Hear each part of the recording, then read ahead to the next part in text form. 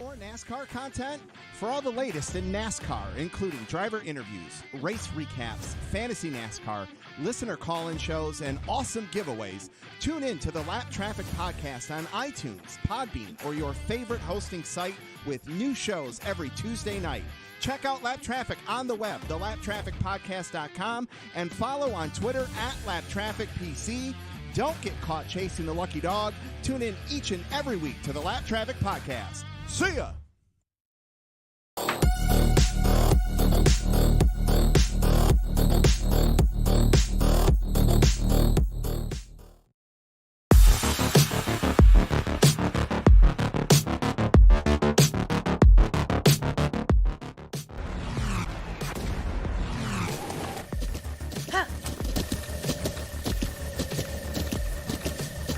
With the ButtKicker Gamer 2, what you see and what you hear is what you feel.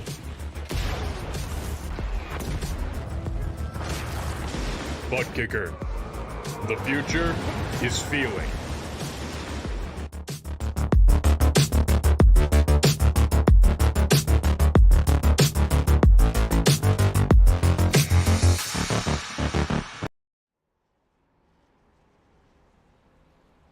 Welcome, ladies and gentlemen, to Freaky Fast Broadcasting Tuesday night coverage of Xfinity cars running in the Full Send Racing Series. We just came off of a week break for ourselves here at Freaky Fast Broadcasting, but these drivers did not. They had their third race of the season last week at Dover, where that of Cole Sacchetti got the pole, got the win, but there was a little bit of controversy on the side, as we'll touch more on that a little bit later. But tonight, it's road course racing. It's the Roval. It's the that of the FR Graphics Roval 116. Tonight, the drivers that are practiced and tuned and ready for road course action and feel like they might feel like this is the most comfortable they're going to be all race and all season long. Well, tonight is their night to shine and see who could get a win to set themselves up into the playoffs. And for tonight, we're glad to give you the coverage here on Freaky Fast Broadcasting. My name is Sam Dyer. With me is Trevor Earhart, as well as Robert Moyer in the production booth. Trevor, we got a week off. How are you feeling after your week off? Refreshed, but happy to be back here, especially at the Roval, one of my personal favorite road courses. So I'm excited to see what these guys can do here tonight. Yeah, tonight the Roval, these drivers are ready to attack this 2.38 mile course, which is very unique in the ways that iRacing deems it on the turn-wise. They say that there's 12 turns, but Trevor, we look at this course, it's a very unique track on the fact that they are at the Charlotte they're at the Charlotte Oval course, but the road course version is what they're racing on. But the amount of turns, it seems like we look at all different sites, they cannot really solidify on how many true corners there are at this track. No, iRacing says 12. You look it up elsewhere, it says anywhere between 16 to 17. So, all that matters is we're going right, we're going left, but we're at an oval at the same time, Sam. So it's very interesting and it puts on a good show. Yeah, this track, I think we're using about 90% of the actual oval course here at Charlotte, with a little bit of integrations of the interlude that the drivers will deal with, as well as two major chicanes that they're going to be having themselves deal with overall. And as you're seeing periodically drivers on track racing, qualifying is underway. They've got 10 minutes to get their qualifying done, and then we will have ourselves racing for 50 laps.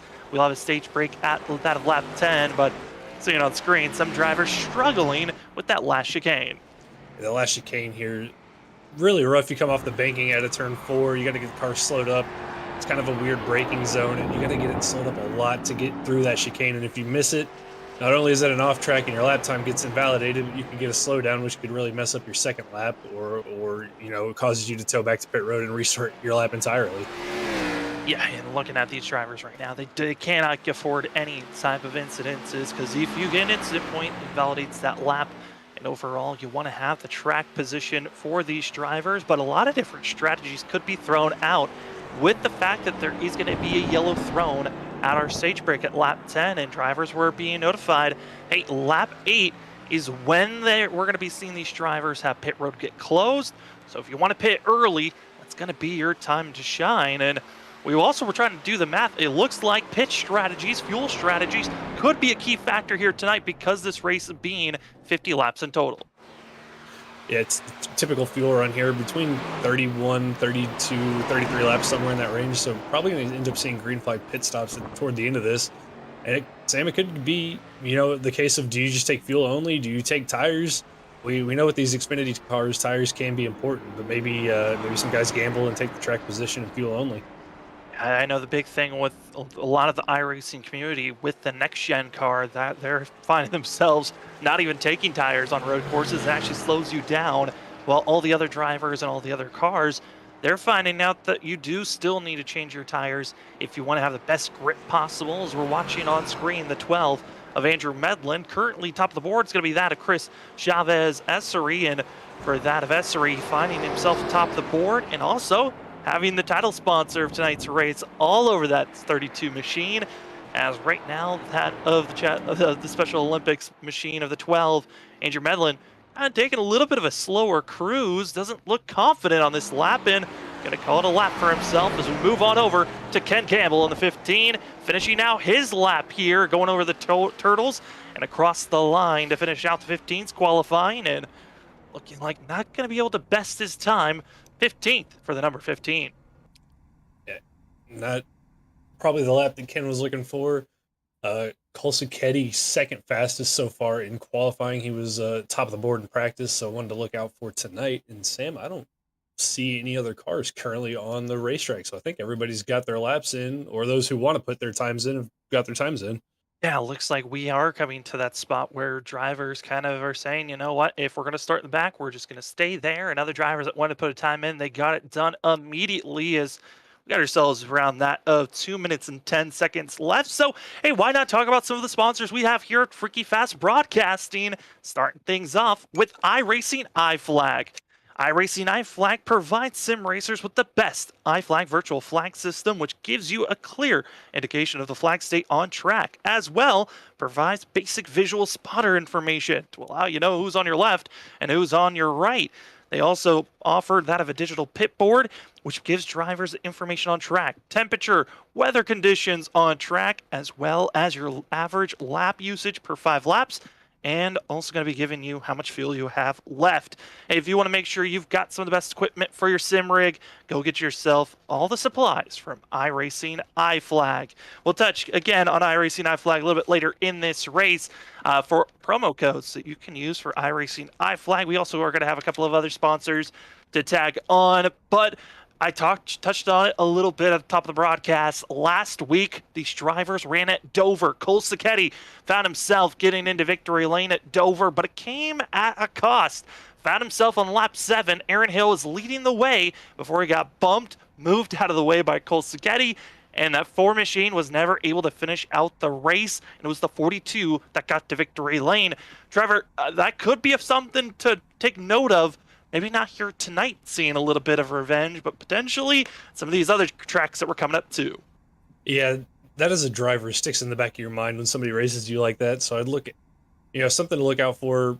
Most likely not here tonight, but, further into the season, if those two are racing around each other, something that obviously we're going to have to watch out for to see if there's any retaliation from the 4 machine to Kolsiketti. And some of the tracks that are coming up, we got ourselves Kentucky Auto Club, and then the track I'm most excited about to see, because I don't know how these bigger fields are going to handle it. We're going to Lucas Oil Speedway to see what short track style these drivers can handle. It's going to be one of the shortest tracks of the season, and that's going to be September 6th, 3 weeks from now, when we're going to be seeing these drivers tackle that course. But tonight, we're ready to get you Roval racing action as qualifying comes to a conclusion. Timer is up. All drivers have put down the times that they've wanted to, and others decided to start in the back and not even put a time down. But for the pole award, let's take a look at where the drivers will be starting here tonight. A little bit of a preview, as not a lot of drivers went out there, but now secured, it's Chris Essery with the 32, top of the board with the pole award. Last week's winner, Kolsiketti, now going to be in second. Cameron Sartin, the 2-time champ, going to be in third place. Ross Tatum, he's found himself in a victory lane a few weeks ago. Last time we were giving coverage here at Kansas, he got it done. Then you're going to have our Daytona winner of this season, that of William Edison. Then you're going to have Zachary Peterson in 6th. Then Rob Sherwood in 7th. 8th is going to be that of Brian Burchett, with that of Joshua Altis going to be in 9th, and Chris Stitz going to be in 10th. Seth Reed is in 11th. Andrew Medlin rolls off 12th. Will Bustler and Daniel Keith Jr. 13th and 14th. Ken Campbell 15th. Christopher Wade 16th. Bo Tiffany 17th. Philip Chavez 18th. KT McCann and Sam Siegel round out the top 20. And some of the drivers that decided not to put a time down going to be that of Travis Dart in 21st, that of Christopher Hugel going to be in 22nd, Bill Dart in 23rd, with that of Michael Boyd going to be in 24th, that of Doug Pierce in 25th, Aaron Hale in 26th, and Ryan Lynch going to be the last driver on that of 27 drivers potentially taking the grid here tonight. Now, do want to give note the drivers that were noted of not putting a time down, the way that they were slotted was based on the highest I rating. And usually when we go, we go oval racing, it's based off your oval I rating. But because we're at a road course, it was based off drivers' oval I ratings, and that of Bill Dart was able to take the higher positioning for himself. But here tonight, a little bit of changing up. This is the first road course of the season. And Trevor, I'm excited to see just how these drivers want to attack this course, just because of the close times that we could be seeing against one of these drivers. But really, it looked like, based off of practice, Cameron Sart and Cole Sacchetti, they looked like the dominant driver. But Chris Essery, that pole award that he got, massive for this 32 as we get ourselves going with the formation lap. Yeah, massive for Chris Essery in the 32. Track position's always, going to be key at road courses, so him starting on pole is going to give him an advantage, but you got to look out, because right beside him and right behind him, Cole Sacchetti and Cameron Sart, the two fastest cars from practice. So I think those three going to be the three cars that we got to watch out for today, but so many different ways that you can attack this racetrack, Sam. I think that we're going to have a really good race here tonight. I think one of the drivers in my mind that we got to watch out for, the 28 of Seth Reed, was fast during practice. Didn't have the qualifying time that he wanted. Qualified a little bit deeper in the field. Could be one of our drivers that could be the biggest mover of the night. But up front, Chris Essery hoping for a good night overall here again. Got 50 laps, 1 fast repair if needed, 3 extra tires in pit road. We're expecting drivers to take tires. And we have our stage break at lap 10. Pit road will be closed once our leader takes on that 9th lap of the race. So drivers have to pick and choose when they really want to come into pit road. Do you come at the stage break caution, or do you pit earlier than that for a little bit of an advantage to take on into the rest of this race? We're expecting a green flag pit stop. But here at the start, Trevor, what are you expecting these drivers to have to handle once we go green? The biggest thing I think you've got to do, especially on the first lap, you got to survive turn 1. Turn 1's going to be tricky, heavy braking zone. Everybody brakes differently, so getting through there and just getting through the first lap clean in general. That's going to be your biggest hurdle first, and then taking care of the rear tires. Super easy in these cars at this race track to slide around. So keeping those rear tires on you so you can get the drive off the corners is going to be key for these drivers as well. Who's ready to get rolling there on the back stretch? And, talked about the chicanes being an issue. I think we're coming up to a spot where we could see potentially a good passing zone for these drivers. If you hit your marks, this is the first of the 2 chicanes these drivers are going to have to handle. Yeah, the backstretch chicane, really good braking zone. If you get a good run off of turn 2 coming to this, really good braking zone. Really easy to miss it, though, if you're not too careful, but really good passing zone. And then, Sam, the next one that we're getting ready to come up to come to green, the one out of turn 4. Of the official oval turn 4, and kind of known as turn 14 for most. And you come to the chicane where you have turn 15, 16, and 17 for these drivers to handle. The last couple of bends that these drivers got to get to, you got to hope your tires are heated up, your brakes are warm enough, and you're ready to get gutsy to make some bold passes or save those tires for the long run. It's time to see how road course racing action handles here at the Roval for that of the FR Graphics Roval 116 for the Full Send Racing Series. We are green here at the Roval. Great jump there from Cole Sacchetti. Got a good run out of the chicane, but Chris Essery is going to have the preferred line of the braking zone in turn 1. Looks like the front 6 get through there fairly clean as Essery gets away, and Cameron Sarton takes us over second spot. Going to be taking that second spot, and now going to be trying to make the charge through into turns, these interlude corners where really you got to focus on carrying your momentum, speed, and don't be losing too much traction as everyone's keeping it in line, keeping it neat and tidy. One driver of note did stay back, that of Charles Hugel, decided to start on pit road. Not a bad choice, but certainly understanding there's a quick stage break, so most likely the 30 will not be going a lap down and wanted to keep out of trouble just in case there was a big mashup here in the early portions of this race. But right now it's Chris Essery, Cameron Sarton, that of Cole Sacchetti, Ross Tatum, and Zachary Peterson, your top 5, and they're already starting to spread out from the rest of the field. They got to go all the way back to that of seeing the 2 and 7th place, where that of Sherwood's under pressure with that of Reed and Altus. To head down here to the heavy braking zone, not quite to the back bumper there of Sherwood, but everybody getting through that braking zone clean so far as they head out into NASCAR turn 3 and 4. First driver, major issue, it's Philip Chavez in the 101. Looked like a big slide coming into the entry of our first chicane on the back stretch, but up front, it's all that of Chris Essery, the 32, almost up to a full second gap lead over Cameron Sarton. But now the question has to be looming, is the 32 driving a little bit too fast and feeling a little too comfortable? And is Sarton just letting his prey just run away before he starts to strike at the end of the stage? You know, it looks like Essery's just really comfortable right now in this race car, doing a really good job getting it slowed down, getting out of the corners really well, keeping it straight. So great job from him so far as he keeps growing that gap to Cameron Sarton in the 24. The 24 machine starting to figure out where you want to attack, but for this of Chris Essery, we're right on board. Look back and there finds that of the 24 Mickey Mouse machine of Cameron Sarton. And Sarton certainly hoping, 2-time champ, trying to become a 3-time champ in this series. He is the most dominant driver when we get to the playoffs, but here tonight, looking to try to make a statement type of a run if possible, and as well trying to go for the first win of the season for this 24. And if anything, Cameron Sarton expecting to get that due at some point. Yeah, 2-time champ. I mean, he's just lying in wait.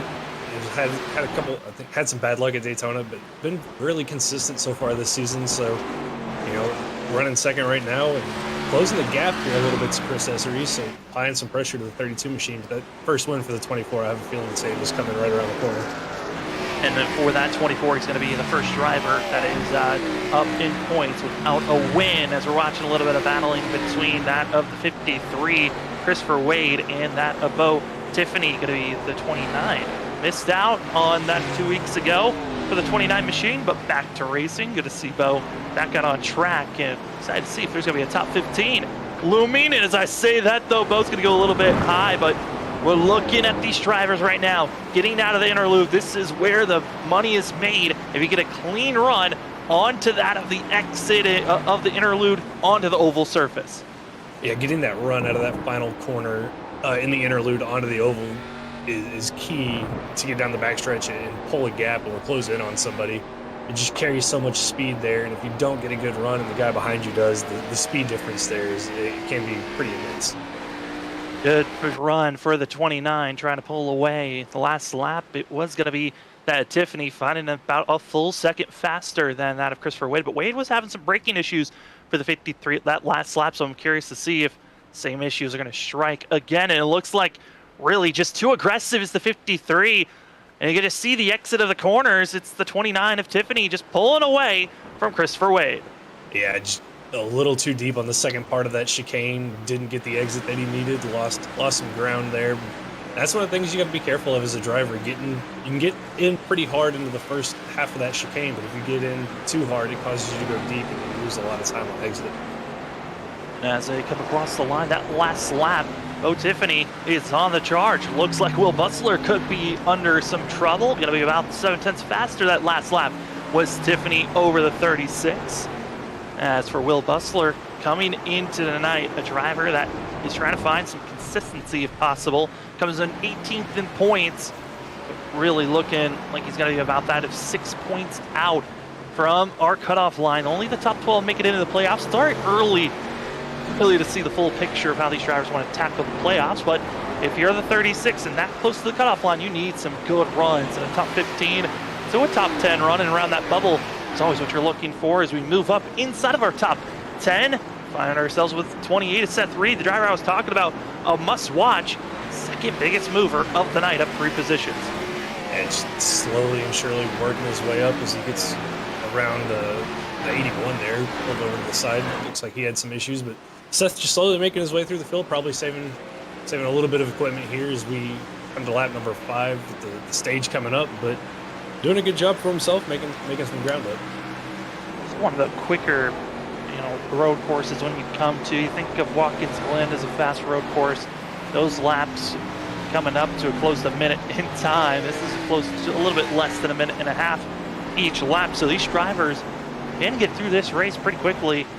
And right now we are watching the 3:43, and that is going to be William Edison, the driver that won at Daytona in spectacular fashion.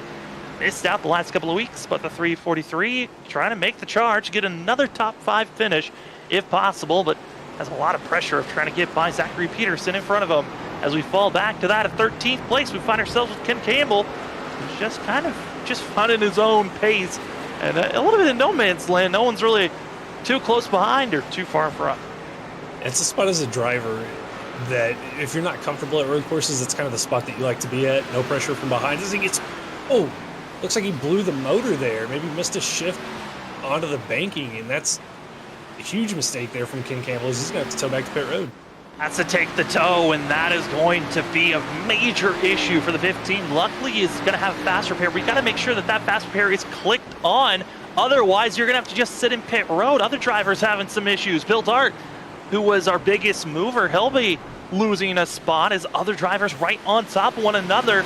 Side by side is going to be that of Aaron Hale trying to get by the 7, who's heavily damaged, struggling, and now Aaron Hale, who actually spun out on lap 2, went only back to last place, now back up to 20 at the 4.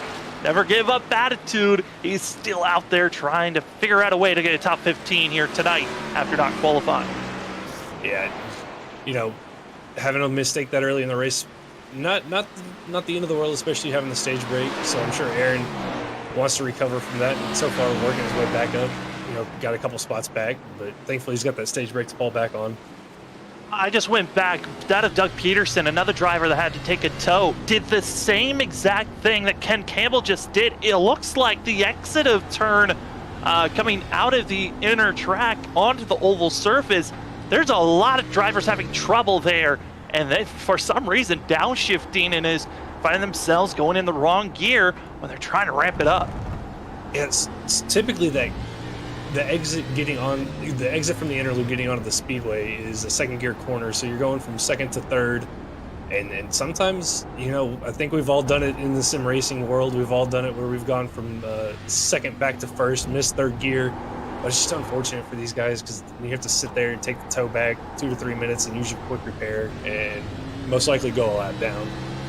Ken Campbell going to be back out on track, currently looking to be the first driver a lap down. So the race isn't over for the 15, but he's got to make sure that he's in front of that of Michael Boyd and no other drivers go a lap down, which with it being 7 laps to go, there is still a high chance that a driver could go a lap down. That first one could be Travis Dart, who's not running very quickly and being ran down by that of Chris Essery. Yeah, if you're Ken Campbell, I think you hope that Essery doesn't catch any of the slower cars, but Essery's just been so consistent. He's out to a 2-second gap now over Cameron Sarton, 4 seconds back to Cole Sacchetti, and I don't think Ken Campbell's going to be the first car lap down at the pace that Chris Essery's laying down. Really looking like it's going to be tough for themselves with some great battling inside of our top 10. That's for 6th place. William Edison and that of Robert Sherwood. Going to be those 2 drivers on top of one another onto the backstretch, into the backstretch chicane. Hard braking zone, and the 2 overshoots has to go through and going to have to come to a stop, give up time, and that's over a position or more. Sherwood's got to give. And Seth Reed as well vaulted. It's going to be moving forward, and as well, Ryan Burchett going to get by the 2. That's 3 positions in an instant, and 1 mistake so costly. And now going to be seeing drivers hit pit road. This is around that time I was talking about where pit road is going to get closed. It's your last opportunity, and 3 drivers getting into pit road. That's going to be Edison, Reed, Burchett, trying to go for track position over trying to get those stage points. Track position call over stage points. An interesting call from those drivers, but I think we've seen from Esri so far that being out front is key here. Is, you know, probably we'll have to see how it works out here for Edison, Burchett, Stitz, and Reed. With all these pit stops coming in, going to be 4 drivers into pit road, and I would most likely imagine they're going to try to take care of these tires once they get back out there on track to stay on the lead lap, so they just can come in, take some fuel, and get all these positions back. But I don't know if they're going to be able to, even if they decide to stay out because of coming into pit road, they might have to even just stay out and not even think about coming into pit road at our stage break. Yeah, by the time they catch the field, you know, when the caution's thrown, with them being so far back, I don't think they'll be able to essentially pit at the same time the leaders do, so they might have to stay out, you know, just to basically get caught back up to the field soon. Well, it was interesting. I was reading over kind of the drivers' meeting handout that was given out today, as pit road has been officially closed after that of Esri crossing the line in second place. Issues Cameron Sarton overshoots turn 1 and into the barrier, giving shades of Chase Elliott and losing the front hood. The 24 now gonna have to limp it. He's got to be careful as here comes Zachary Peterson drifting it right behind the 24. Yeah, Peterson there just closed up so much as Sarton was trying to get that car rolling. Got a little sideways here, a little bump to the back of the 24 machine. But yeah, Cameron Sarton, just mistake there in turn 1. So easy to do. Lock the brakes and slide into that corner. He looks like he's going to have to use his quick repair here at the stage break. Tums is certainly happy with that contact, but certainly the stomach of the 24 is rustling after that one. But again, back to what I was talking about before, these drivers were notified once the yellow comes out for the leader to slow down, let the pack catch up to the leader before that of Esri crosses the line a second time. So they're trying to figure out how to keep the pack closer so everyone comes into pit road. Not like other leagues where they'll just say, hey, yellow's out, race the pit road. Whoever gets there first, congratulations to you. It's not so bad if you're in the top 10. Usually you get caught up to the leader, you know, fairly quickly under caution. But, you know, some of these guys who aren't as comfortable on the road courses, further back down the field, for them to get caught up to the pace car usually happens right as we're going back to green. So, you know, nice of the admins here to try to get everybody bunched back up as best they can to pit together and restart, you know, as normal as possible. Trying to give as much as they can as we're looking at the group that already came into pit road. Seth Reed, Edison, and Burchett all kind of doing a caravan right now to get through this course as we're coming up. Next time they come to the line, Chris Esri will bring out that yellow flag for the stage break, as we'll actually have to wait. I believe we actually have to wait for maybe that of Bo Tiffany to cross the line on the 29, which that's almost a 30-second gap between those drivers. So we'll have to wait and see how the admins are going to throw the yellow here. But Chris Esri has been looking dominant, and with the mistake by the 24, now puts that of Cole Sacchetti in second place, looking good for himself, as everyone's just waiting to get that yellow flag thrown, as we are on technically the white flag of stage 1. Cole Sacchetti just dominant so far these opening 10 laps in the 32 machine. So comfortable out there. 5-second gap back to Cole Sacchetti, you know, who was the fastest car in practice, so a little surprised to see him that far back, but you know, maybe just trying to get comfortable in race pace, trying to figure out what the tires do on a long run, maybe saving a little bit here for himself. And Ross Tatum, the winner from Kansas, we're currently running in third. And that of Chris Esser going to come across the line, and now going to be waiting to see as the leader has been notified, coming across the line. Slow up, slow down. And they're going to have everyone get in line, catching up to the 32. Once that of Bo Tiffany crosses the line, the yellow will be thrown, as everyone is going to be trying to close in with one another. But what's interesting is that the top two, they've closed up to one another. It's Ross Tatum checked up so early that everyone from third on back is right on top of one another. Yeah, just trying to figure out where you got to slow down at, where to brake at, and try not to run over each other. But it looks like they've got it all done as the cautions finally come out, and Chris Esser is going to be the winner of the stage. And those top 10 drivers at the stage break going to be that of Chris Essery, Cole Sacchetti, Ross Tatum in third, Cameron Sarton in fourth, with Zachary Peterson fifth. That of Joshua Altis going to be in sixth, with that of Robert Sherwood in 7th, then Andrew Medlin in 8th. 9th goes to Daniel Keith Jr., who we haven't really talked about yet, but we might talk about a little bit more when we come back from a commercial break. And as well, Bo Tiffany taking that 10th place position. As drivers are going to be pacing their way to pit road, and it's going to be quite a while before we get ourselves to our first pit stops of the night. We're going to take a quick commercial break, but don't you worry, you won't miss a thing. We're going to go side by side. So we'll see how these drivers here tonight for the Full Send Racing Series. This is race number 4 for the FR Graphics Roval 116. You're seeing it all here on Freaky Fast Broadcasting. For myself, Sam Dyer, for Trevor Earhart, Robert Moyer. We'll be back in just a few moments. We'll see you in a few.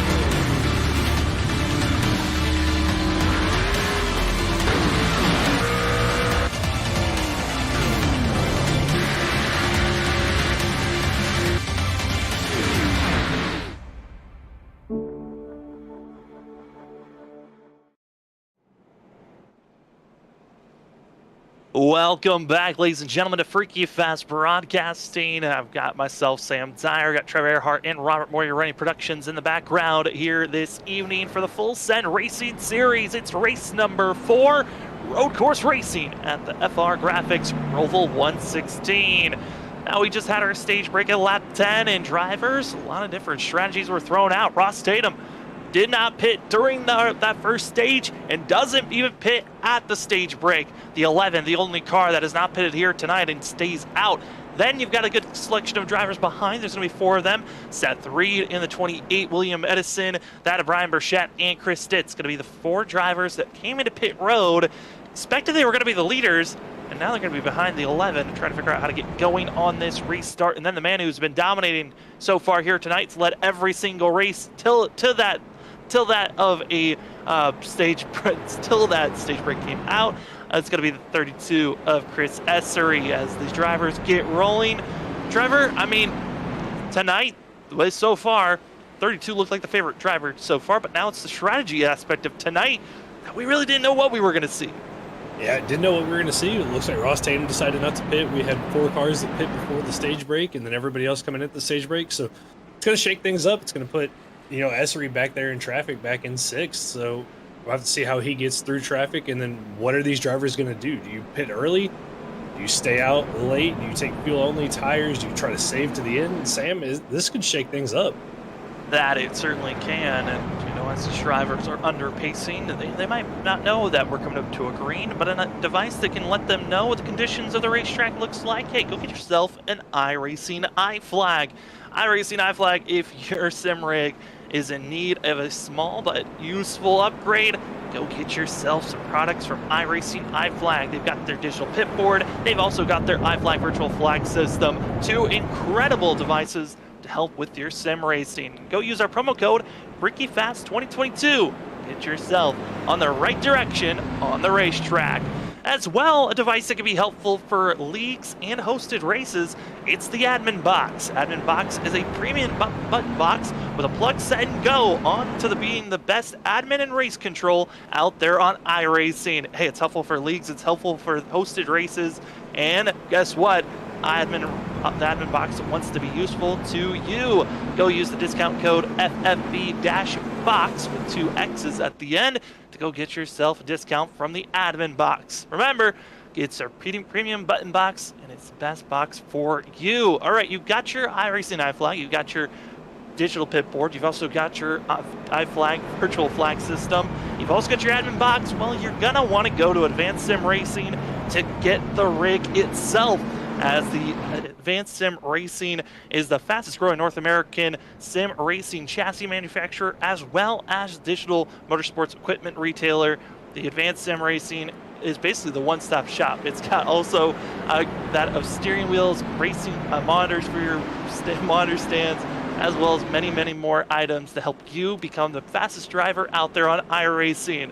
Go use our discount code of FreakyFast5 for 5% off.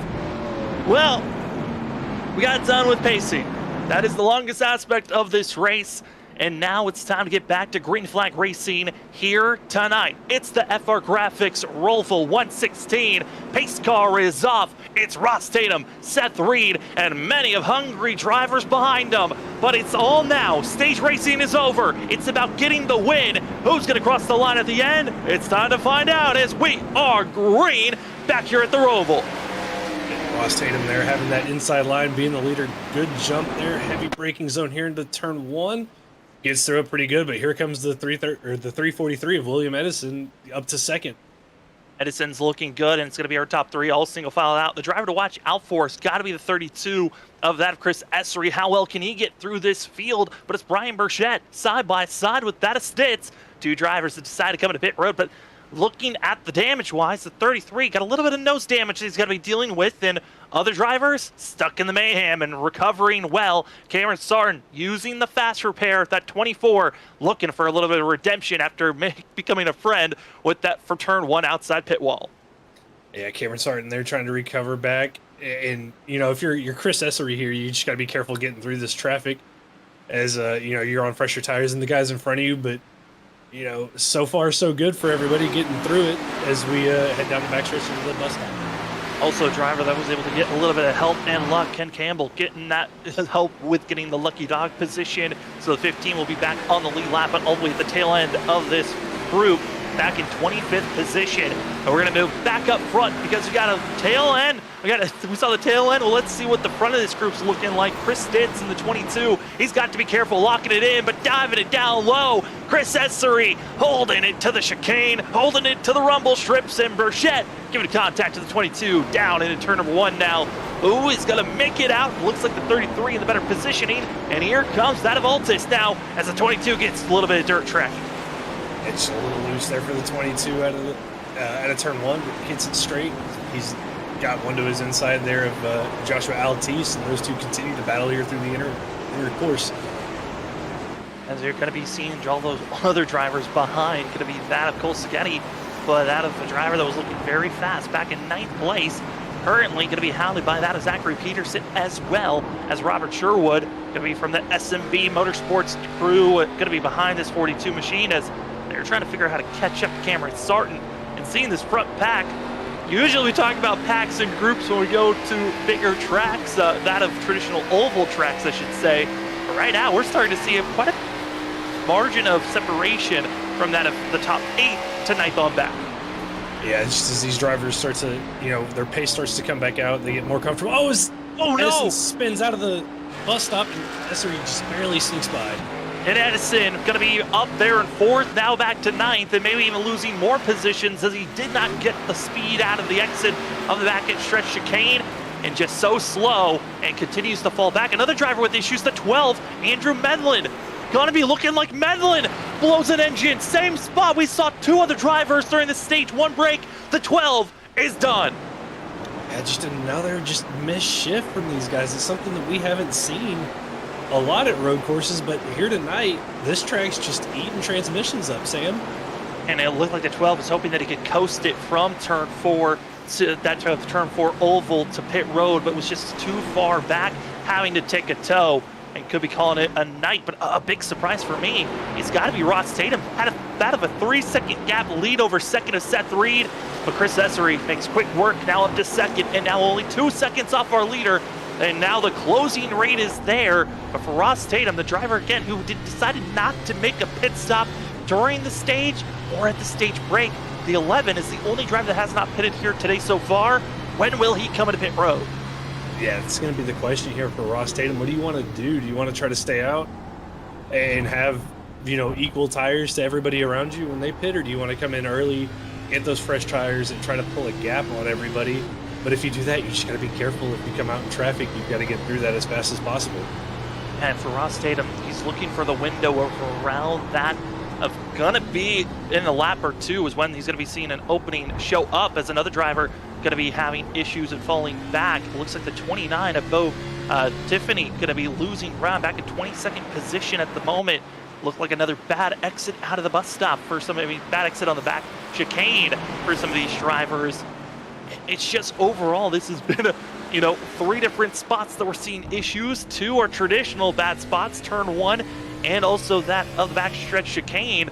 But then also shifting issues has been the 3rd key of the race so far. Kind of odd to see, but road course racing, a lot of shifting. Anything could happen as Ross Tatum is now inside of the bubble zone. Could make it if he comes into pit road on this lap. It could make it, and he's going to, can't look too far behind him because here comes Chris Essery. He's caught up to Ross here, and, might have a run on him here going into the backstretch chicane.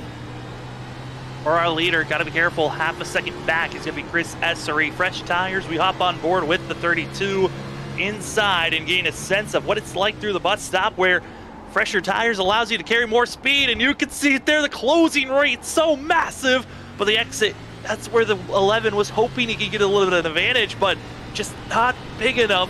Keeps it equal distance as they were on the entry of the bus of the back chicane.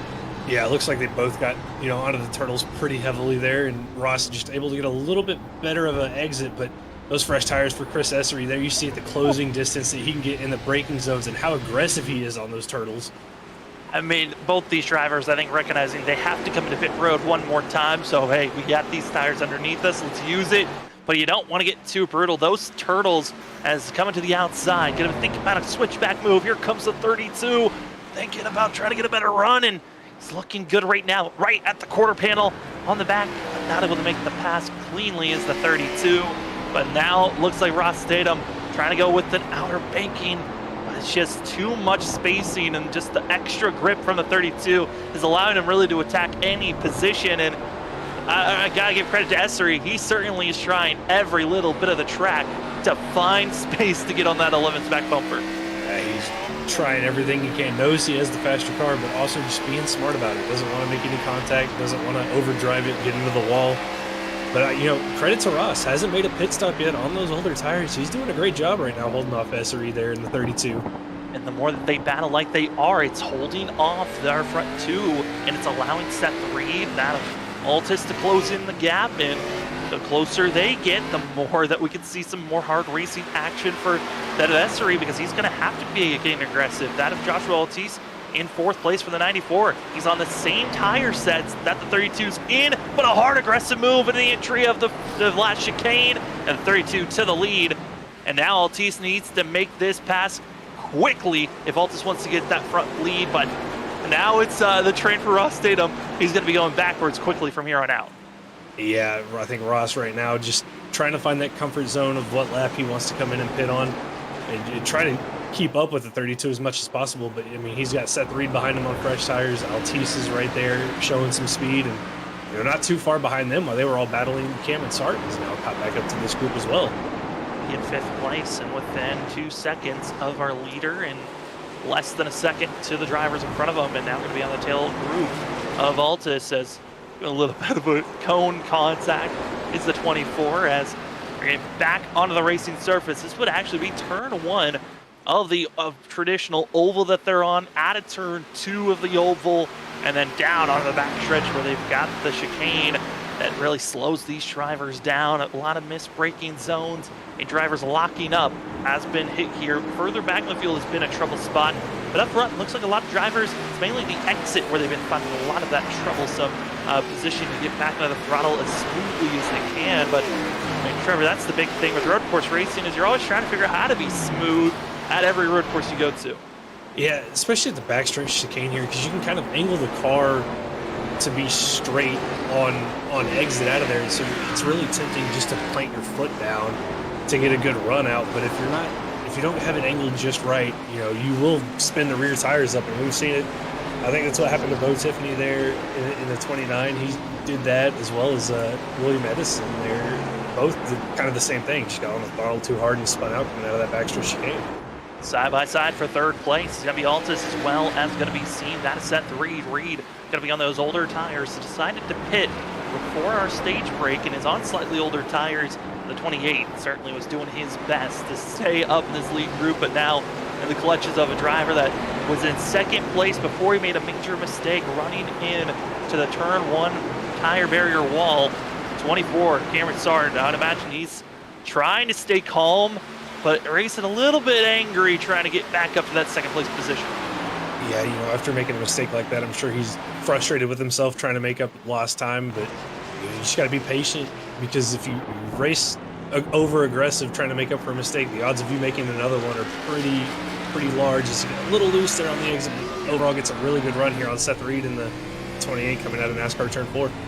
And also behind them, going to be seen watching the 22 Steds just dropping back more and more positions, as that Robert Sherwood's now going to be making the pass. And the 2 trying to move up, only up 1 position from where they qualified, is going to be that of Steds. Sherwood's going to be 1 position back, as we're seeing this pack of groups. The 11 of Ross Tatum now under pressure from that of Altis, and battling for 2nd. Certainly a battle that I've seen in other leagues between these 2 drivers, and it's always great to see from different leagues how drivers meld into, transitioning, and also seeing on broadcast that different drivers moving from league to league, and the competition, sometimes rivalries will carry over. Yeah, we see it. Pretty much every league that we cover here, as we see rivalries, drivers, from one league joining another league, and drive back and forth, and just sometimes you consistently race around the same guys. You get into incidents and rivalries form and carry over wherever you may go. And it's always just fun to have those storylines to carry over and over everywhere we go and see. As a little bit of hard racing for second place. You got to see the tail end of it as that of these drivers. Cameron Sartin trying to take the advantage of over-aggressive racing in the entry of that backstretch chicane. And now Cameron Sartin seeing and picking, and Ross Tatum picking now to come into pit road. Yeah, I think that little bump there from Altice, the worn tires from Ross Tatum there, finally decided to call it to come down pit road. But, this is part of his strategy. Pit early, run it to the end. So, Sam, we're starting to see that pit strategy play out. Yeah, I mean, this is really it's a hit or miss right now for Tatum. He's got to make sure he get into pit road, don't make any mistakes, and then hope that you can get back out on track and have some clean racetrack to utilize these fresh rubbers. Right now, our leaders are running about that 2 to 3 seconds slower than their best times. Already a drop-off as they've been out there racing for about 8 laps of green flag racing as Altis getting loose, trying to get himself situated as Cameron Sartin gets that rear bumper as other drivers further behind. This is Daniel Keith Jr., who's just having himself a jolly old time further back in 10th place. As the drivers up front battle side by side for second place, Cameron Sartin going to take that spot easily for himself. Yeah, Sartin there with a really good run through NASCAR 1 and 2. And I think for Altice there, maybe used his tires up a little bit too much trying to get through traffic. So he's been kind of just drifting out of every corner, trying to get the power down, but that allows Sartin to clear him and set sail now and try to see if he can run down Chris Esser. They're closing in closer and closer on halfway. Again, drivers came into pit road around that of lap 12, coming to get service done. Then they had a couple of laps to get themselves just pacing. Weren't using a lot of fuel under the pacing laps. Means that these drivers should be around that 33 to 34, maybe even 33 to 32 window of making it to the end. It's going to cause them to be about 2 laps short, even if they're saving. So this is crunch time I'm curious on who's thinking about going for save mode to see if they can stretch it to the end of this race, and who's just going full out aggressive, recognizing I just want to get a big lead before I come into pit road, which pit road is starting to see a little bit more action. Will Bustler and KT McCann both hitting pit road this lap. Yeah, Sam, with it being 2 laps longer than what you typically, I think, could save here. Some guys might try it further in the back, just trying to save as much as they can to make it to the end. But man, it might be tough for some of those guys. I think we'll see some guys just take fuel only though. I expect to see a couple of fuel only calls when we get to green flag pit stops. And I'm re-looking at it because it looks like the 11 had a major issue. I didn't notice it until after it's been a couple of laps, but coming out of pit road, there was contact made of Ross Tatum as well as Charles Hugel on the exit of pit road, and the 11 major damage. So the strategy out the window, and most likely now for Ross Tatum. He gets even more damage, runs into the 3 of Ryan Lynch. Tatum's night continues to shatter as other drivers in front of him. Cole Sacchetti has a bad exit out of the front stretch chicane. It's just a complete meltdown this lap. Yeah, it's unfortunate for Ross Tatum. And, something we didn't cover is pit road exits right at the exit of essentially what is, the interlude turn 1. And that's kind of a blind corner for the drivers on the racetrack. And sometimes you don't see the car coming off pit road. And I think that's what happened to Ross Tatum. Sam just wasn't spotted coming out of pit road, and contact was made and put him into the inside wall. Well, he was coming out of pit road, and the 30 just decided to dump it down with an early, trying to get a wide sweeping corner into the next shot. There goes the 3 of Hugel, making mistakes again for himself. It is just going up in smokes for the 30.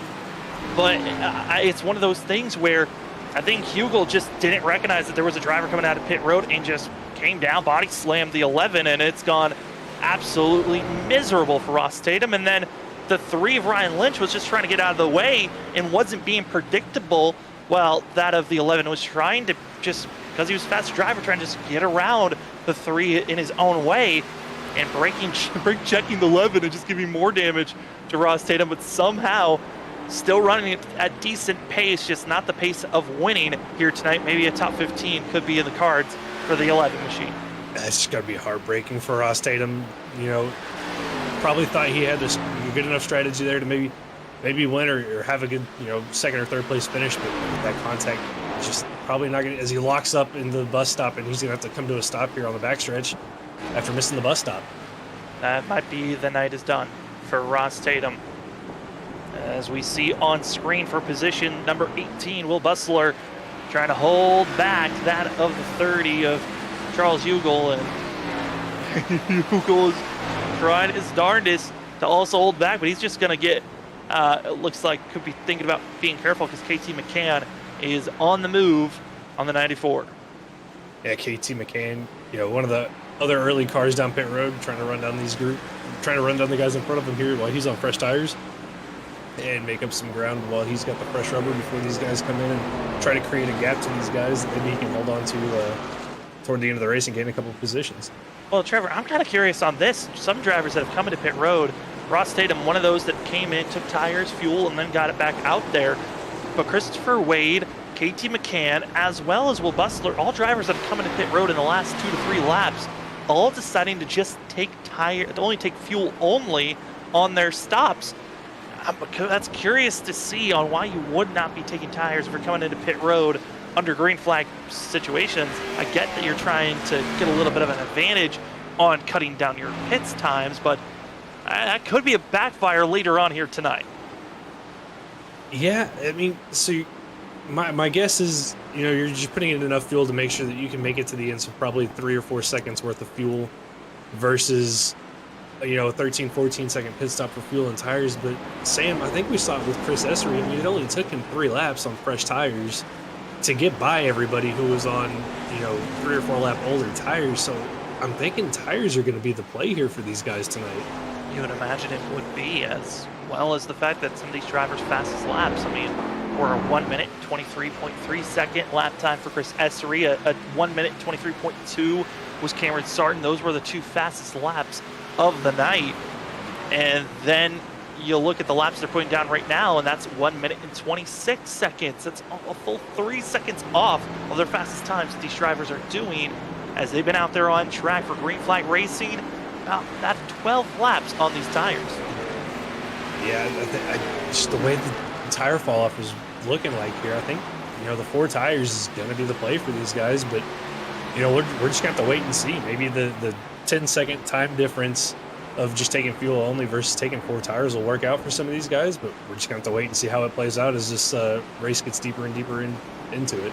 Seth Reed going to be under pressure from Sacchetti, and Sacchetti going to easily make that pass into turn 1 as 28 just says, you know what, just take it. I'm not going to pressure anyone at this moment of this race. We're past halfway. It's all about surviving at this point, and a driver that got disconnected. Looks like internet issues for the 53, Christopher Wade. Hate to see that for a driver that was trying to go for a decent run, was up in that 12th, 11th position, and now going to be falling back to potentially 26th is where he could be finishing, or even that of 25th. Yeah, just one of the unfortunate parts about, online racing and sim racing in general is just sometimes your internet goes out and it can take you from having a good night to, not getting the finish that you wanted. But hopefully for Christopher, it doesn't continue on into next week and he can get a better result next week. And now we see on screen going to be that of Michael Boyd, 25th position, last driver on track, 2 laps down. It's been kind of a strugglesome day for the 81 team as they're just at this point just puttering along, hoping to have the best run possible, and currently making the pass on Christopher Wade, who sits in pit road. As we go back up, some drivers battling inside of our top 10 is Chris Stitz in the 22, 9th place, and having a decent gap, but we're starting to see these gaps get bigger, some get smaller, and right now the best battle on track for position going to be for that of 3rd place, Joshua Altus, as well as that of Brian Burchett, going to be right on top of one another, heading through that of the interlude. Yeah, I think Altus just, used up a lot of those tires early on in this run, and that's kind of allowed Burchett to close back in. And I think Burchett was one of the drivers that pitted before the stage break, so he's done a fairly good job on, what's essentially 4 lap older tires and what Altis has to close the gap back up on him. Yeah, he's on the older tires, and I think that's the big thing, the patience level of some of these drivers. How well can you protect your tires? And also got to give big credit to the 33 He is wounded. Got some nose damage in early going of this race, as well as some hard right side damage that you can see there on screen. That spoiler's messed up, but showing, it might be hurting on the straightaways and even on the oval side of this course, but really the strength has been in the braking zones where the 33's been protecting those tires to keep himself up front in our top 5, which update, 3 drivers now officially out of this race. Doug Pierce with the first one. Internet connections for Christopher Wade was our second, as Altus into pit road for the 94. And Ross Tatum, after heavily damaged, had already used a fast repair. Looks like the 11 is done, as Burchett going to be taking himself into 3rd position, and now keep the 33 out of trouble. It's the goal at this point, I'd imagine. Yeah, just run clean laps. Be smooth, be clean, and try to get to your pit stop as clean as possible, as fast as possible, to see if you can gain time on Cameron starting in front of you, or just gain a gap to Altis after he makes his pit stop. And also it's going to be that of Chris Stitt's going to be coming into pit road with Altus. Altus is going to be taking 4 tires in fuel. Excited to see what speed the 94 will have, as we are coming up to 20 laps to go of the 50 that we ran so far. Chris Essery, stage 1 winner. We're going to have no more stages to the end, as the FR Graphics Roval 116 is on, and these drivers all trying to just space out from one another, but looking like we could be seeing 4 races to start this season off, and our 4 different winners potentially, as at the moment, the next closest driver that has already won this season, you look through the list, it looks like you have to go all the way back to 5th place for Cole Sacchetti runs, and he's 15.5 seconds off of that of Chris Essery. Yeah, it's not the run that I think Cole Sacchetti thought he was going to have tonight, after being, quick in practice, qualified, up there in 2nd, and just hasn't had the night I think 42 machine had wanted. But hats off to Chris Essery, the 32. He's just been dominant, been clean all night long, and that 32 machine is flying. He's flying, he's cruising, he's open for a better run. More drivers hitting pit road. Seth Reed, and also going to be William Edison, Daniel Keith Jr., all 3 drivers in this lap, and we are expecting to see a few more drivers, such as that of Burchett.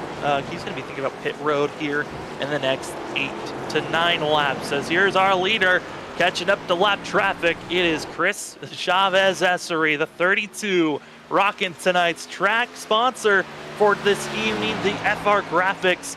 And for some of these drivers tonight, pretty awesome night for rewards. Almost every race, these drivers get rewards for themselves, as, we got to go back to that 5th position. Cole Sacchetti out of the backstretch, going to be finding himself into the inside wall. The 42 issues for himself when he's being pressured by some of the drivers ahead of him. Yeah, it just looks like that car never got settled coming onto the banking there in turn 1, and just got around on him, and looks like he lost 2 or 3 spots there in the 42 machine. Blink of an eye, finding yourself with issues. You hate to see that for that team, as the issues continue to grow. Biggest challenge that we see on track, drivers that just came out of pit road, going to be Seth Reed, Chris Stitz, going to be on top of one another, but got to give huge props to the recovery of Ken Campbell. Yes, there's been a lot of drivers going into pit road, as here's another one. That was that of Cole Sacchetti. No surprise, he's going to be hitting pit road, especially after the issues that he just had on this lap. Following suit, you saw the white machine. That's Zachary Peterson coming in. Here comes that of Ken Campbell. But Campbell went a lap down, blew his engine tow, and luckily it was soon enough in the race, was able to rebound and back on the lead lap, and looking pretty good here, Trevor, on a potential decent finish for the 15. Yeah, almost back up inside the top 10 for Ken after that, issue that he had on the banking there in turns 1 and 2, and great recovery for that machine. It's got to feel good coming from a lap down to be almost inside our top 10. As Ken Campbell going to get tires, fuel, and get back out there. Drivers got to make sure not to get caught with speeding. As drivers are making their stops, we're going to step aside one more time here tonight before we get ourselves to the end of this race. 3 drivers are out, and the driver that has taken the pole award, he is going to be hitting pit road. That's Chris Essery. Couple of other drivers going to be coming in the 6 as well. But as pit stops are going on, we'll go side by side here on Freaky Fast Broadcasting. You won't miss a thing, and don't worry, we'll take it to the end after this commercial is over. We'll see you in just a few. Drivers, start your engines!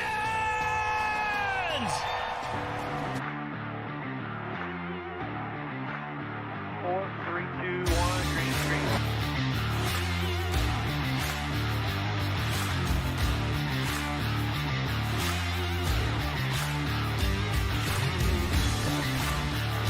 No rear grip whatsoever, up sideways.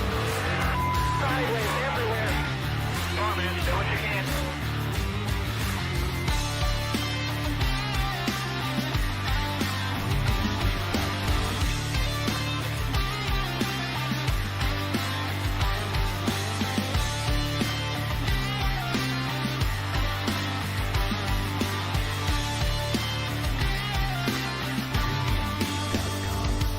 The vibration in this car is the worst vibration that I've ever had, and the shifter's broken again.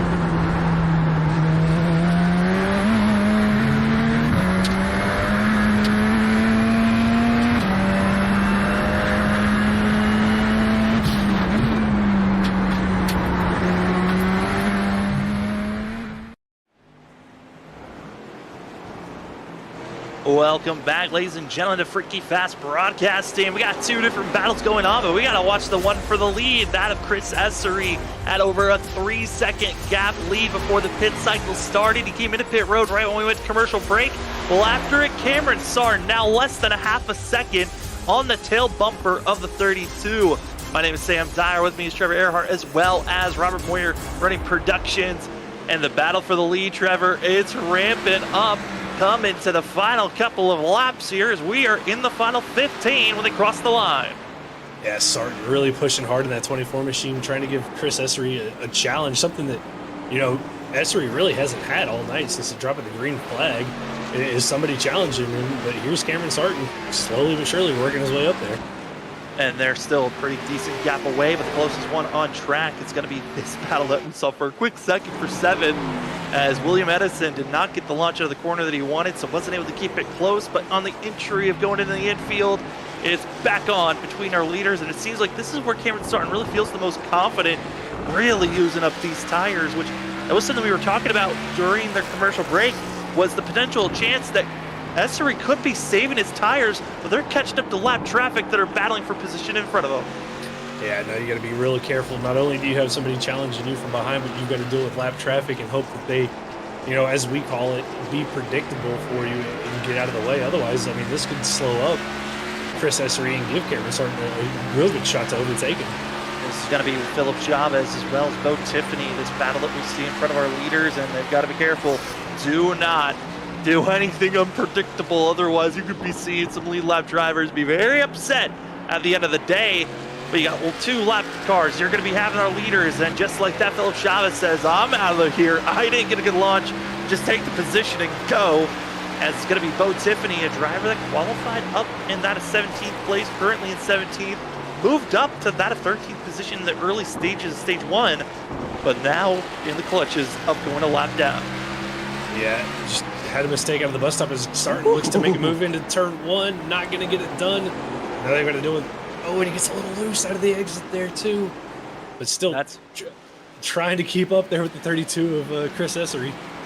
And Bo doesn't give up. Bo fights and makes it to where the 24 has to go a little bit higher of an apex going through that corner, and now giving up a little bit of space. Essery able to pull away once again as Cameron Sarton has to use up even more tires to close in the gap.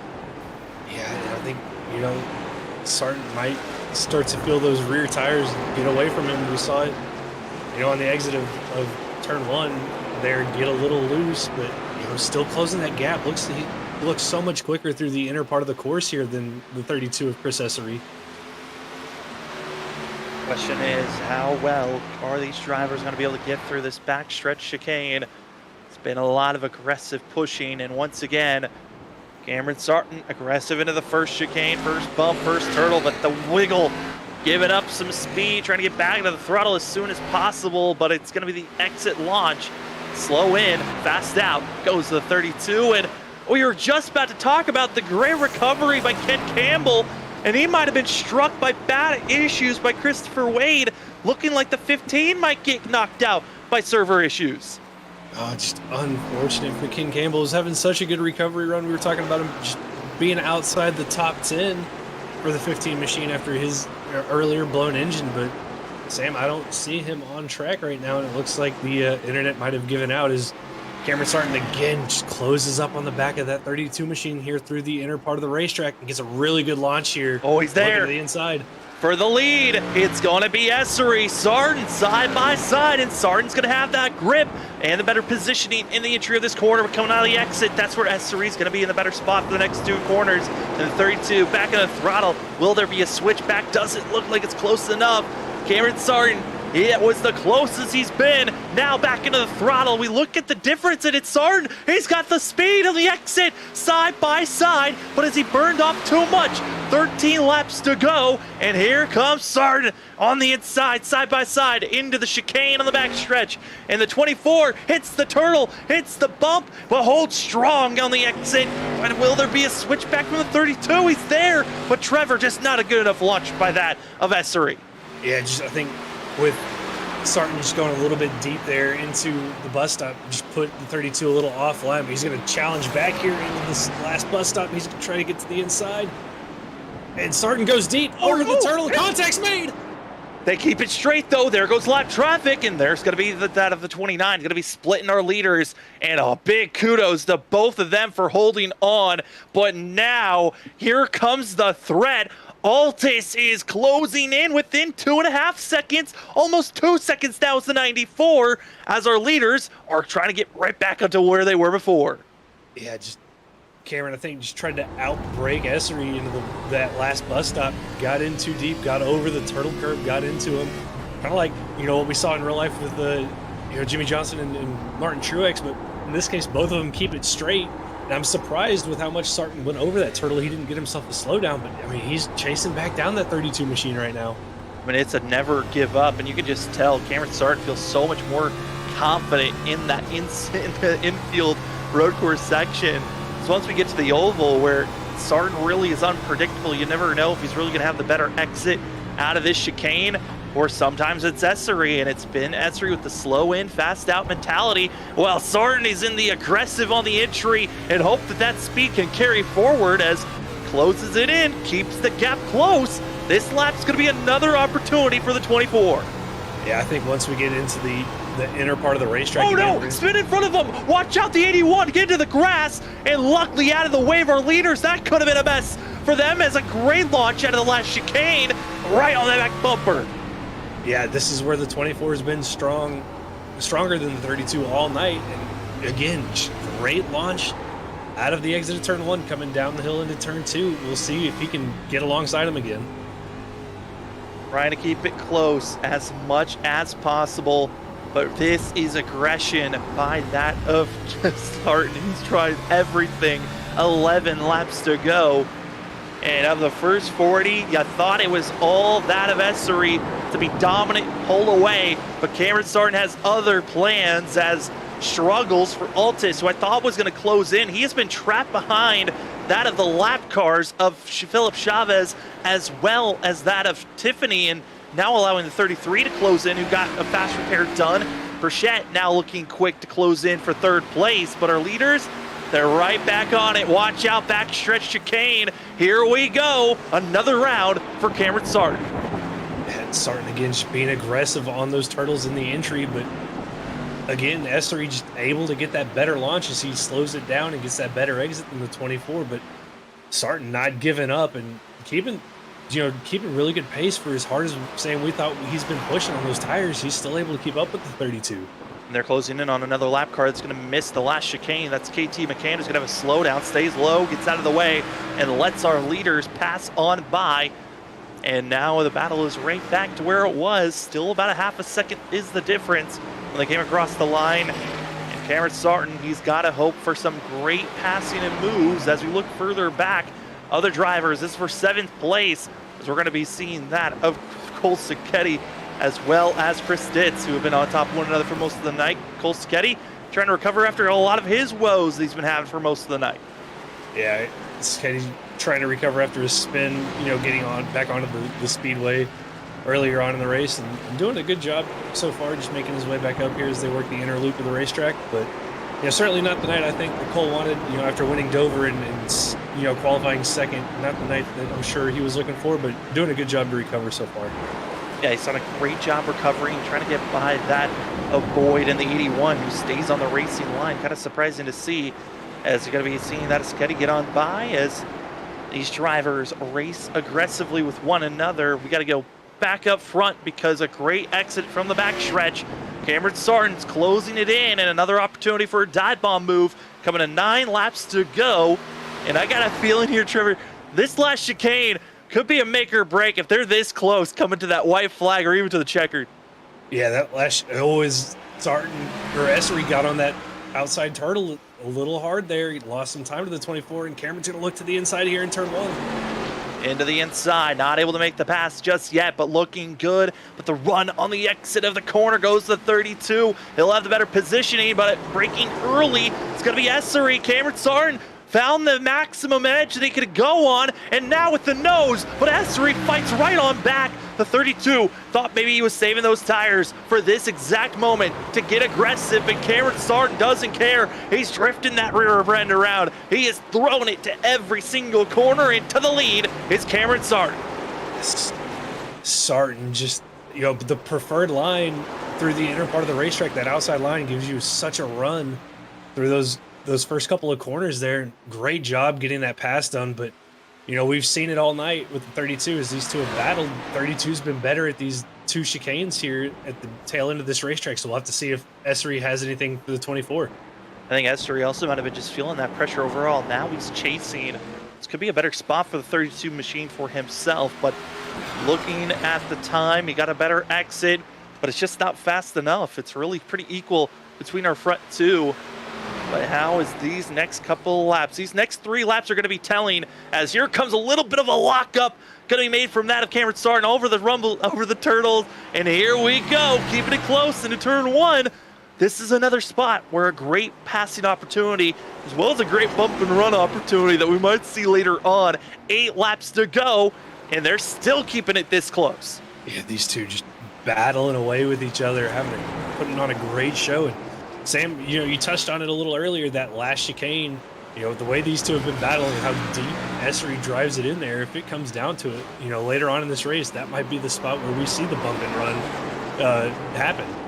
Yeah, and I've been curious on where the heck Joshua Altus has been this whole entire time. He was within 2 seconds at one moment. He caught up to the lap traffic I talked about of Philip Chavez and Bo Tiffany. Never was able to get by that lap traffic, and now going to be mired back, was even passed by that of Brian Burchett, and now has an opportunity of being passed by even his teammate if this trend continues on. But for our leaders, that gap starting to build a little bit more between Sarton and Essery. Yeah, and I'm surprised that Sarton's been able to start to pull a gap here on the 32. I mean, Sam, at one point, Essery looked untouchable in this race. I mean, nobody had anything for him. And Cameron, after this green flag pit stop, not only caught up to him, has passed him, and is starting to pull away from him. Yeah, gotta give, have to keep in mind a little bit of, seeing before the trends. Cameron Sarton was catching up to Essery at the end of that stage 1 break, but came to those final 3 laps, nosed it into the Tums exit of turn 1 wall, and found himself having to putter around with a damaged machine. Has been working back. Recovery has been there for the 24, and now you can see that long run speed, even with the aggressive driving, has just been there, and somehow keeping the speed even on these worn out tires to keep himself and get up front. As we look at some of the other drivers here on track, got the 48. This is Sam Siegel in 12th position. Next driver close to him behind is going to be Will Bustler. But what Bustler, part of the crew that decided not to take tires when they came into pit road under this green flag racing, and it has been a complete backfire for this 36, who's gained absolutely nothing so far.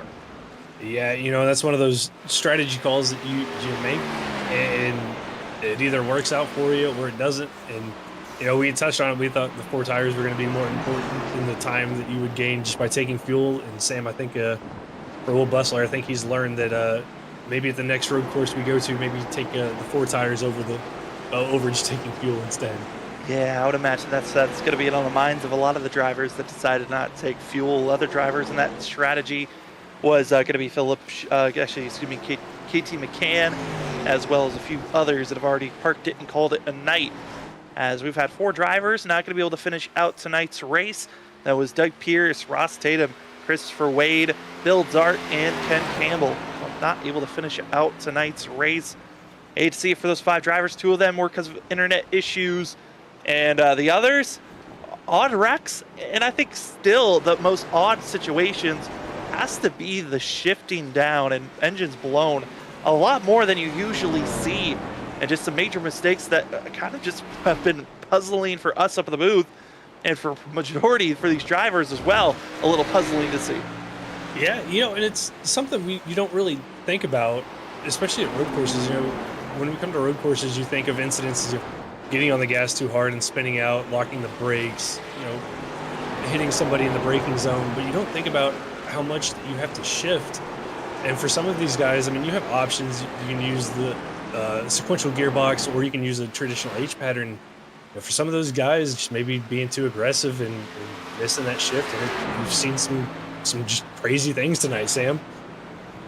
It's just been so odd to see how these drivers have been running, but here in the later stages, everyone's starting to space out, and it looks like they're starting to find out where they're feeling the most comfortable. And Cameron Sarton, the 2-time champ, looking like he could be finding himself into victory lane this season, but he's coming up to some lap traffic, as well as 3rd place runner, that of Brian Burchett, who, for Burchett, one of our bigger movers of the night, up 5 positions from where he qualified, trying to move up a couple of more spots if possible, but qualified instead of our top 10 and 8th, now up to 3rd.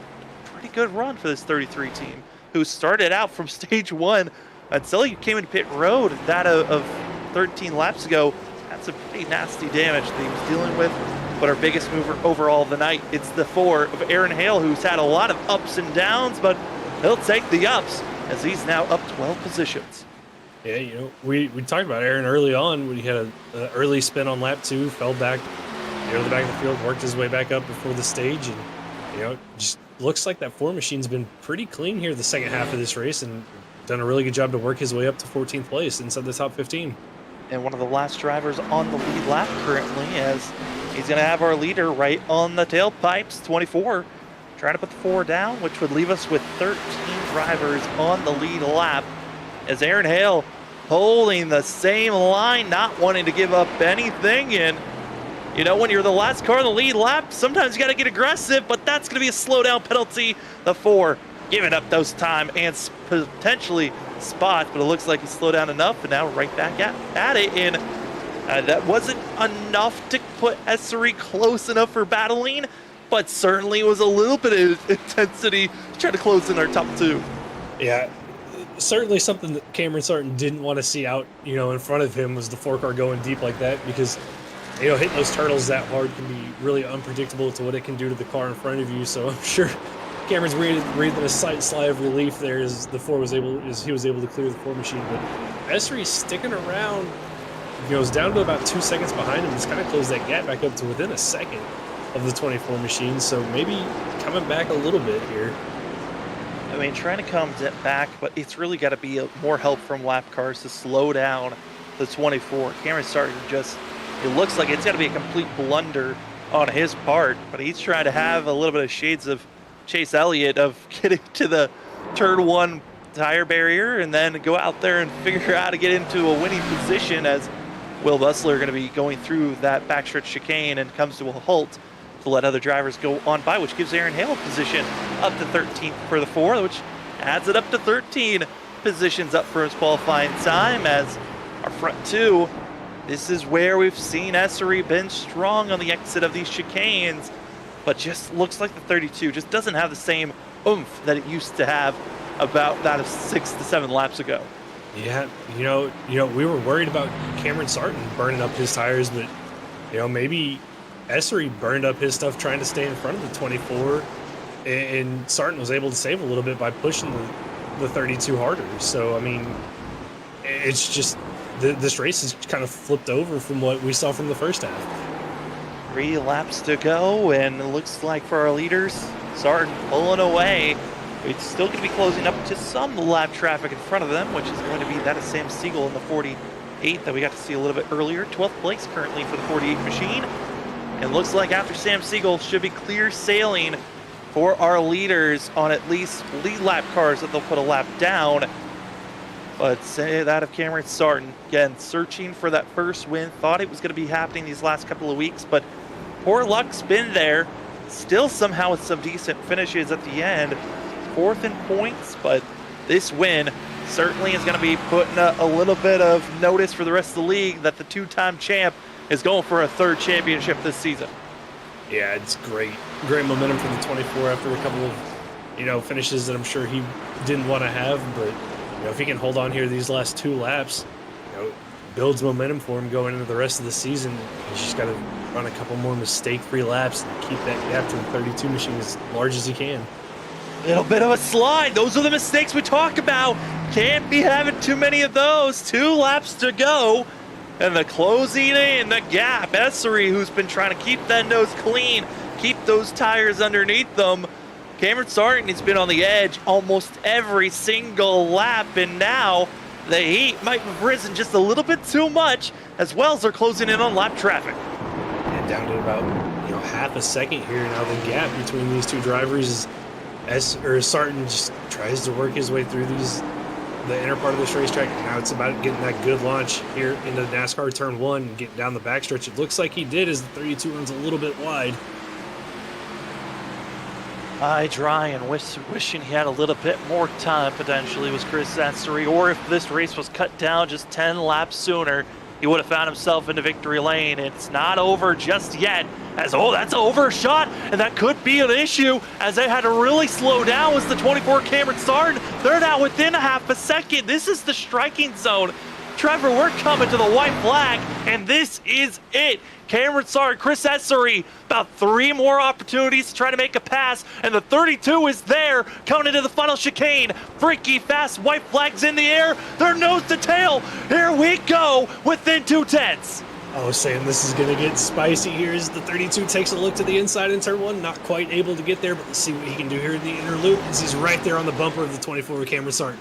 One bump, it could change everything. This is a playoff opportunity for two drivers that are in the top of not having a win. They're that of 4th and 5th in points, looking to see who was going to capture that win to get locked into the playoffs. And right now, Cameron Sarton throwing it down, trying to make that rear end stick, but Essery, who's kept it clean, smooth, he's there, he's diving it down low, keeping it to the rear quarter panel, but not able to stick that corner. This is when it matters. Exit onto the racing oval. Here comes the speed, a little bit of a shimmy by the 32, but here's your first of 2 opportunities to make a pass, but it looks like Essery might have made that too much of a mistake. He's not close enough. He's been so strong, though, in these backstretch chicanes, especially the last one here as they dive it down in here. Closes right up on the bumper, almost a little bit of a bump. The 24 gets a good run off the corner, but Sam, this is where the 32, this is where he's been able to outbrake Sarton all night long. We're going to have to see what happens as they thunder in the final chicane. It's 4/10 and growing into that Sarton's view, but do you just send it? Here we go, diving it down low. Will there be contact? Doesn't look like it. It's clean, and it's just like that. Cameron Sarton, win number 1 of the season. Great driving by both of those drivers, and great job by Essery running back down Sarton and making it as close as he did. Sam, he did everything he could going to that final chicane, sent it in there. Wasn't quite close enough to get to the bumper, but man, that was a great finish. I mean, what makes it even more crazy is the fact there wasn't any contact. You thought maybe you could just send it and throw it away. Oh no! The 6th place runner, Cole Sacchetti, just nosed it coming to the line. Could be losing a position, but he makes it rolling to across the line, limping. A little bit of celebratory knocks going to be given. But for some of these drivers, their race is not done completely yet, but the majority of the field is coming across the line.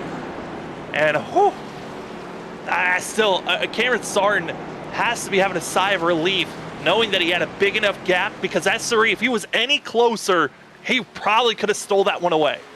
Yeah, the exit there, the final bus stop, I mean, Essery dove it in there and didn't quite get the run I think he wanted coming out of it, but still made an effort going into that final chicane, but just wasn't quite close enough. Oh man, Cameron Sarton finding himself into victory lane. 4 races, 4th different winner, and we got ourselves 3 very different perspectives on how this race went down. Got 3rd place runner, that of Brian Burchett, going to be taking that 3rd place position away from Altus, and Altus falls down to 5th. Then 2nd place, Christopher Essery, and the winner, Mickey Mouse, getting it done. Cameron Sarton gets to burn it down here tonight. We'll talk to our top 3 as the 24 gets to have some fun out there at the front stretch. We'll step aside when we come back. It's the post-race show here on Freaky Fast Broadcasting. Don't leave. We'll be back in just a few.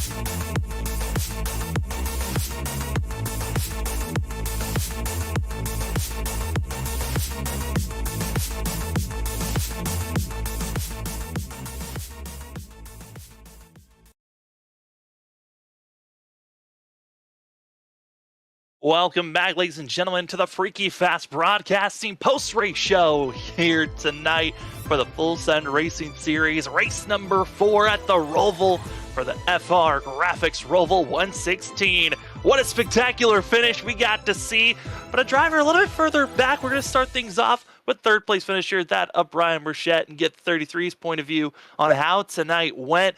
Brian, it's Sam and Trevor up in the booth. A night where I'm kind of, we got to see you get heavily damaged in that first stage. Man, how were you able to keep that car underneath you the first part and make it until you were able to come into pit road and use that fast repair?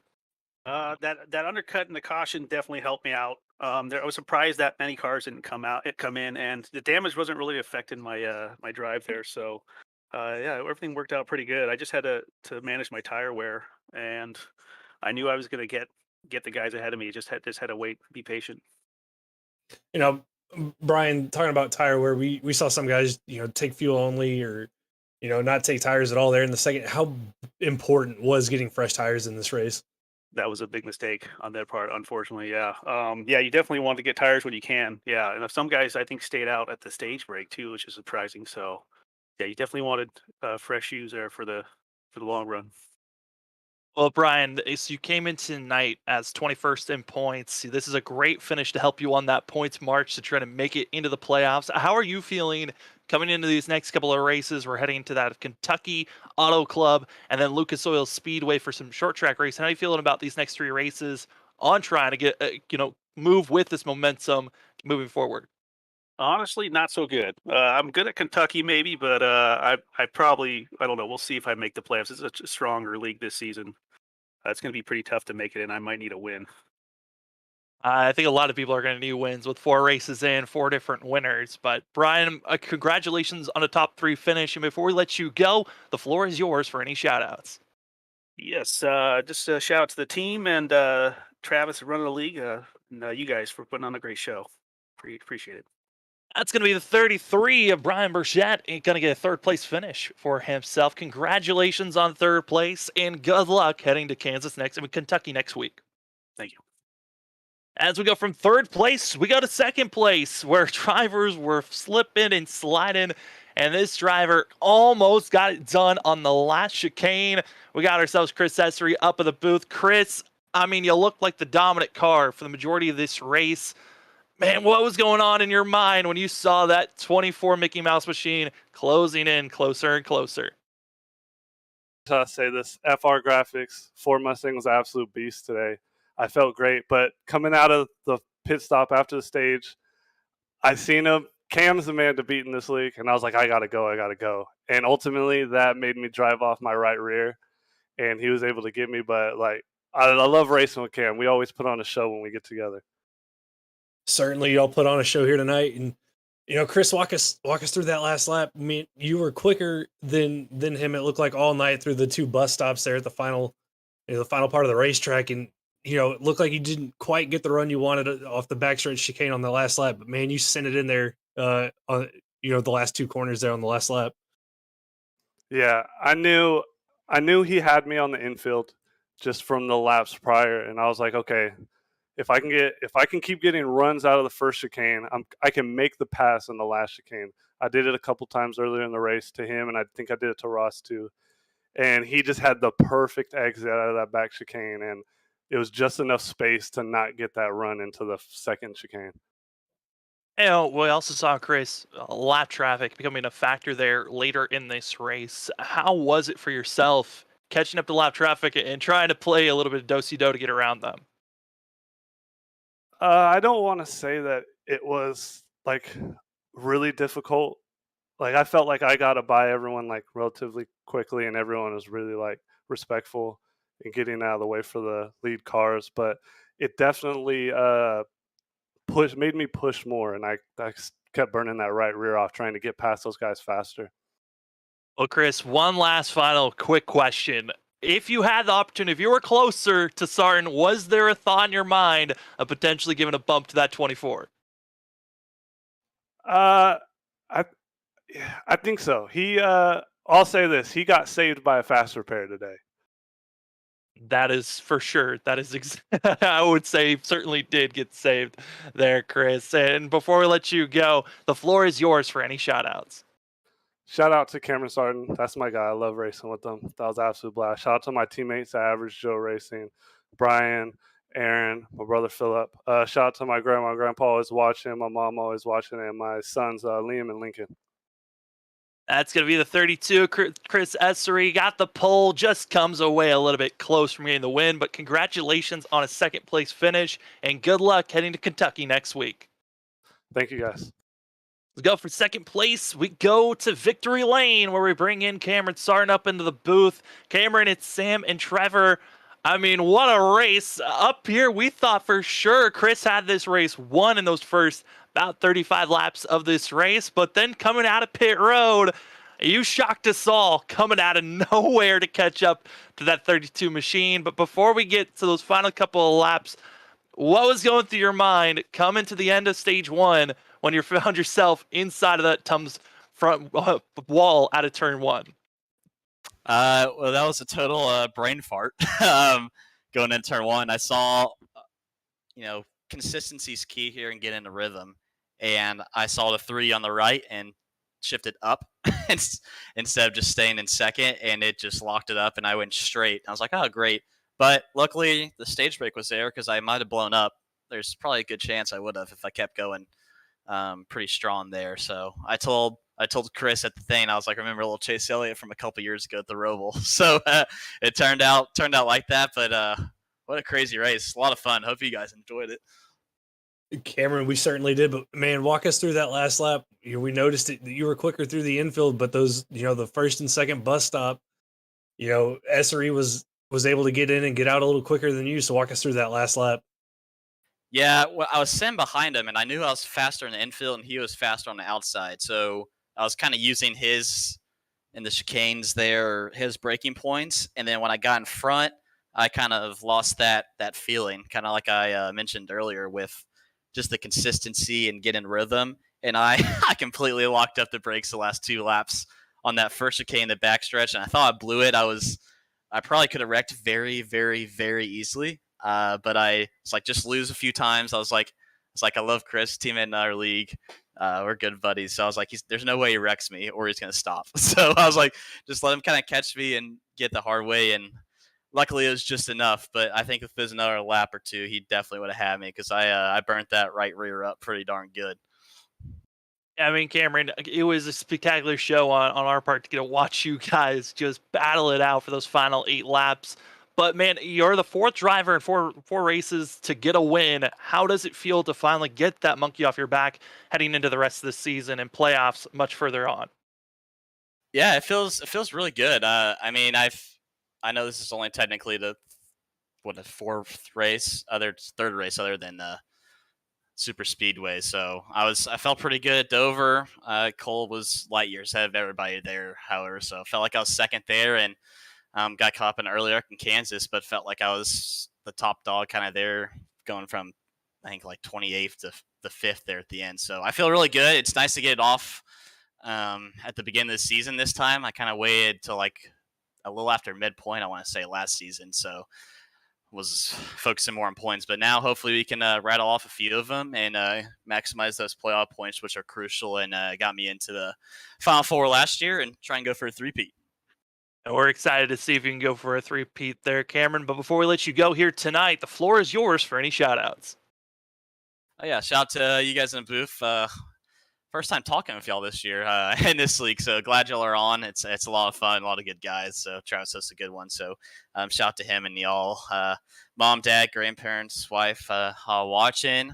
To all the viewers as well. Make sure you tune to Freak Fast. Great time. We put on a good show. All the leagues do. Lap Traffic Podcast, FR Graphics for the sponsor of the race, and teammates in Hack Racing. So trying to go for back-to-back in the team titles as well. And well, shout out to Chris as well. So a lot of clean racing, a lot of fun. So glad you guys enjoyed it. Sorry, I'm kind of rambling. I am dripping in sweat, but it was a good night, and we'll see you all on Thursday. Hopefully talking with y'all again. Oh, we hope to see you Thursday as well. So that's the Stars and Stripes Cup Series. That's on Thursday night. But Cameron, congratulations on your win here tonight, and have fun celebrating it as well. Good luck heading into Kentucky next week. Appreciate it, boys. We're going to sleep good tonight. That's going to be the 24. Cameron starting, getting that Mickey Mouse machine to victory lane. Congratulations to him. But man, Trevor, what a night for us here tonight. Those first 30 laps, it looked like it was all Chris Essery, but as we're seeing the results coming up here shortly, I mean, I got to give credit to Sarton. Did a Chase Elliott, wrecked, and then came back to find himself in a victory lane. Yeah, great recovery from Sarton. Great run by Essery pretty much all night. Cameron Sarton able to chase him down, able to just execute a little bit better there at the end of the race, and walks away with his first win of the season. So congratulations to the 24 there, Cameron Sarton. Saw a lot of drivers come back after some pretty rough starts. Cameron Sarton found himself, like he noted on, almost blowing up his engine after getting into that turn one wall, but getting into victory lane. Then that of Chris Essery got the pole, just one position off from getting himself a win here tonight. But Brian Burchett got some early damage, was able to rebound for third, with Rob Sherwood in fourth. That of Altus going to be in that of fifth. That of Cole Sacchetti, rough night, was only able to secure that of sixth place when he really looked like a top three machine with a 42. Then you got Seth Reed in seventh, William Edison in eighth place, that is Zachary Peterson in ninth, with Chris Stitz going to be coming away with your top 10. But I mean, Trevor, we noted on it, kind of the biggest surprise. A lot of drivers struggling here tonight, and it was kind of odd to see. Yeah, we saw everything tonight, Sam. We saw drivers get loose out of the corner exit, which we typically see, but something that we don't usually see is drivers blowing their motors by missing shifts. We saw it 4 times tonight, and Ken Campbell, one of those drivers down there in 23rd that had that issue, also had an internet issue after he recovered back up through the field. And also Ross Tatum down there after some issues on pit road, or getting off of pit road after he was having a good run for himself as well. There's just a lot of very odd situations that just kind of bubbled up throughout the night. And 50 laps at the Roval, the FR Graphics Roval 116 did not disappoint. And as the night concludes, Trevor, what are some of your final thoughts as well? We're heading to Kentucky next week. Overall, great race. It looked like Essery was going to dominate that, and then Sarton able to run him back down, and they put on a great battle there in the last 15 laps of that race. And looking forward to going to Kentucky next week. I think it's going to put on another great race. And Sam, 4 different winners in 4 different races. I'm thinking we might see a 5th different winner going into Kentucky next week.